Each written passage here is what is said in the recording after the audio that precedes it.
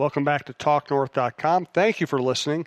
If you can, please download before you listen. It helps our business. I'd also like to thank our producer, Brandon Morton, and let you know if you'd like to sponsor this program or any of the programs on the network, you can reach me at jsouhan47@gmail.com.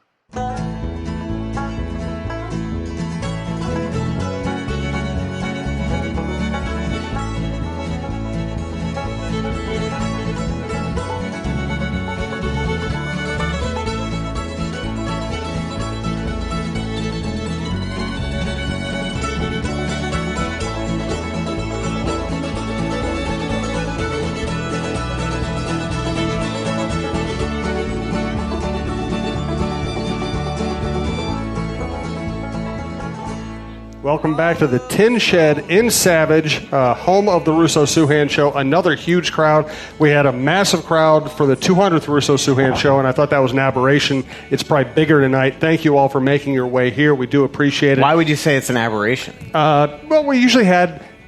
Well, let's face it, we used to have like 3/4 of that, and I thought that was great. And now we're like... People are over there by the video games, and I didn't quite expect that. Yeah, now people. Why would people drive to come see us? Is the question I keep asking myself. Do you have in your budget? Do you have like parking attendant money? Let's say yes. Start to need that. Let's say yes. We're gonna need a bouncer too. So. All right. So I thought since there's nothing going on, we could just show some slides of Michael's last trip to Europe. That's funny.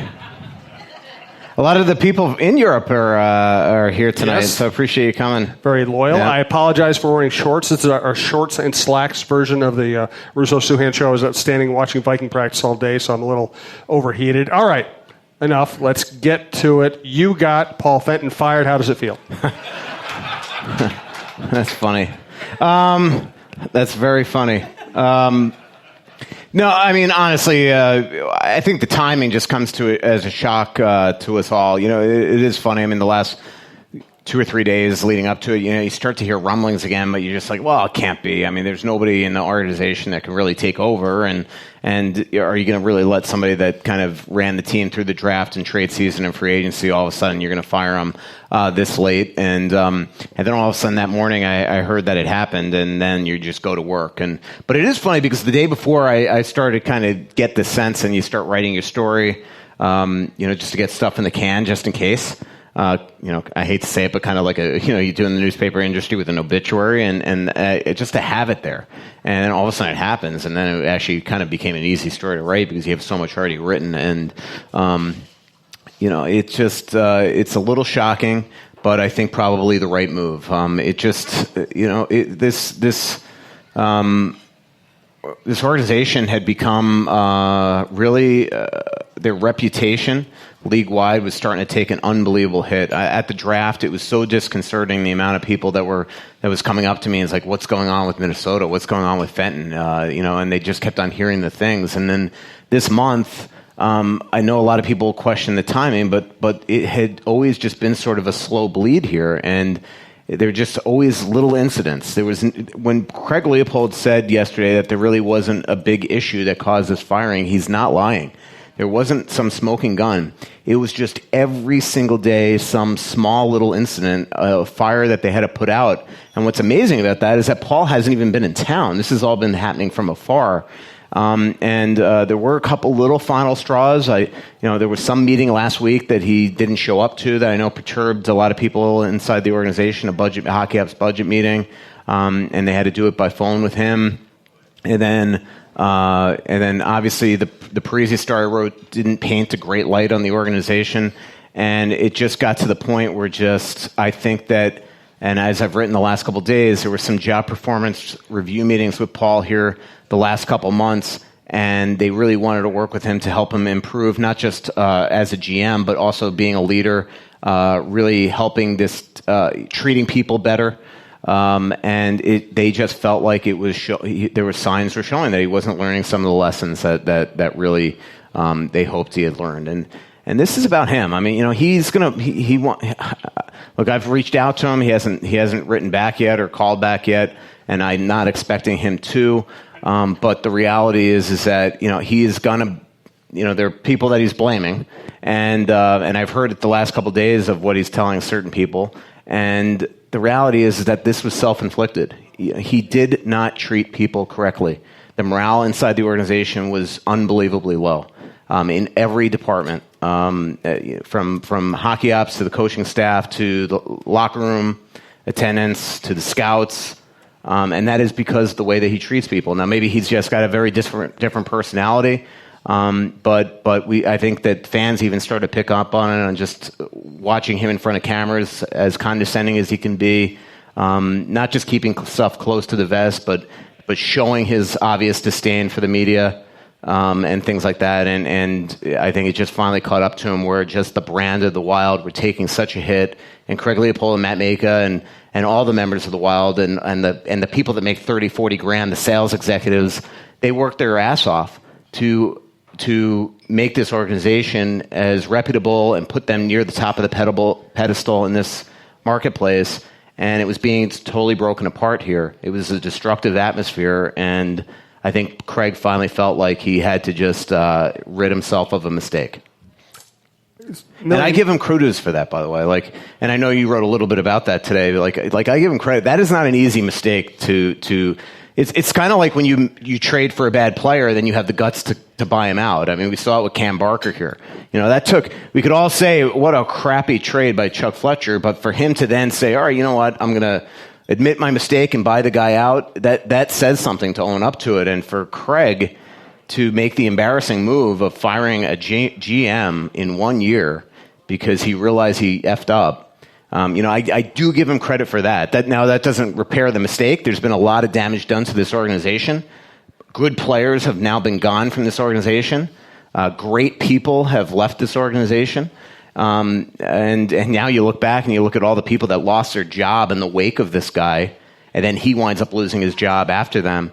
It's really a shame. There are unemployed people right now because of him. I have a million questions. I think everyone here has questions. After our next break, feel free to start coming up and asking questions live if you like.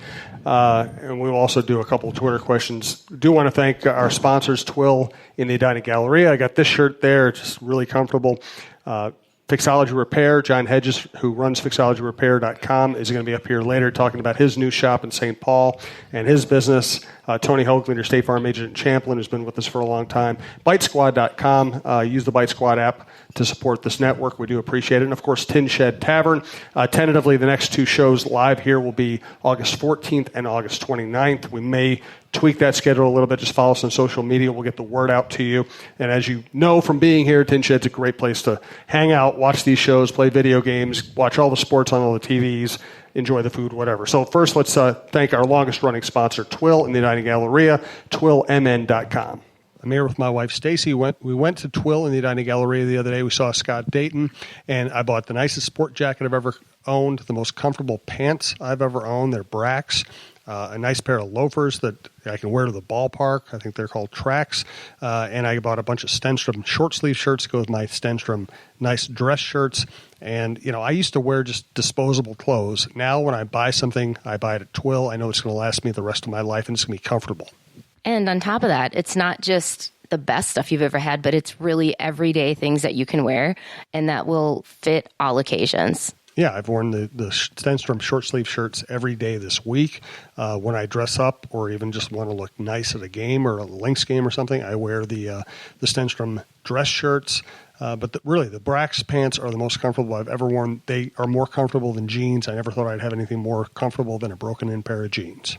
And he keeps saying that, Scott, so thank you very much. Twill in the Edina Galleria, twillmn.com, Twill on Instagram.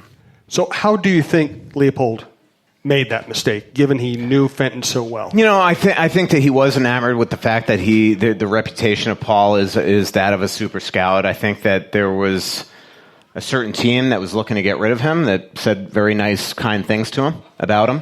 And that's just a fact. And that happens in our business a lot, by the way. Yeah, I know. If you want to get rid of a reporter or an editor, you give them a great review when somebody calls about them.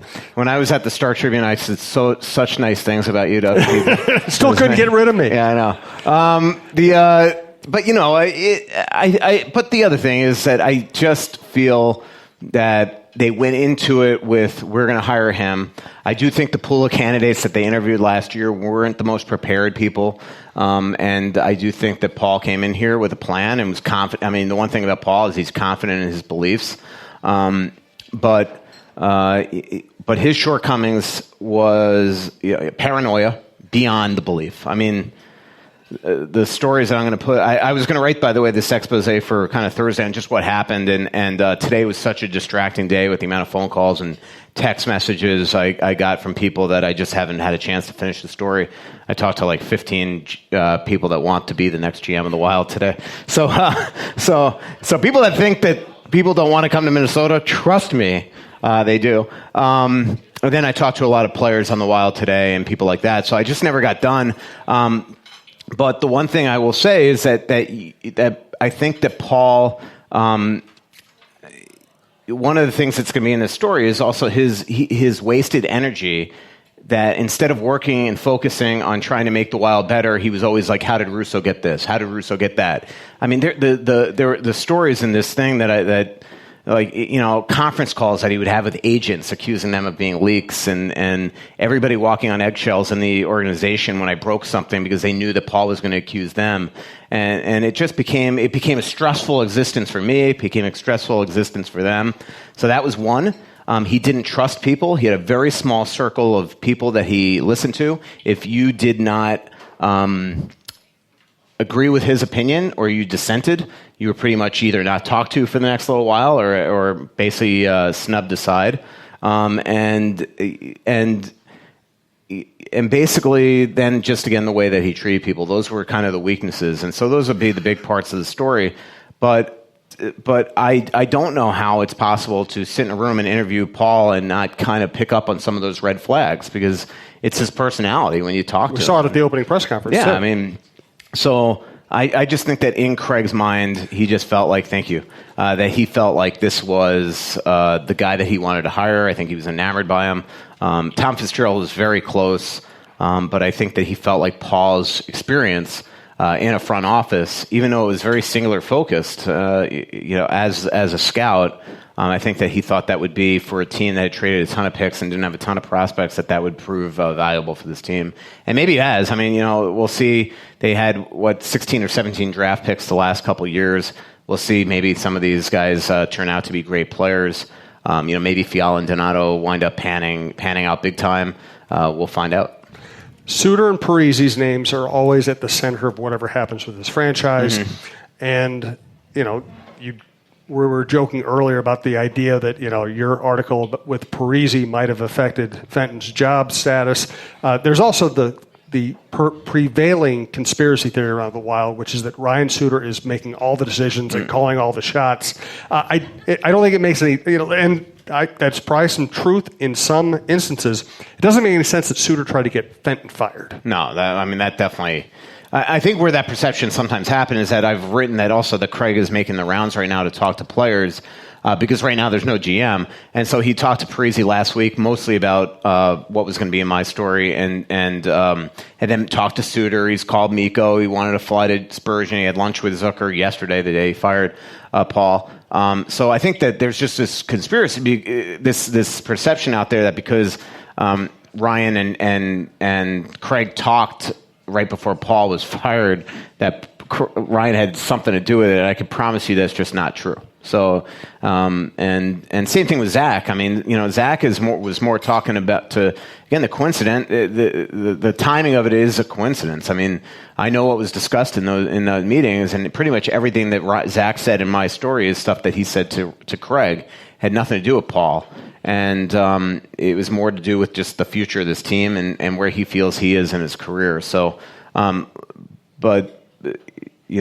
could just tell you that Ryan had nothing to do with Paul Fenton being fired. And we haven't gotten to it yet. We're going to get to John Hedges here in one second. Tell me more about the piece you did with Parisi.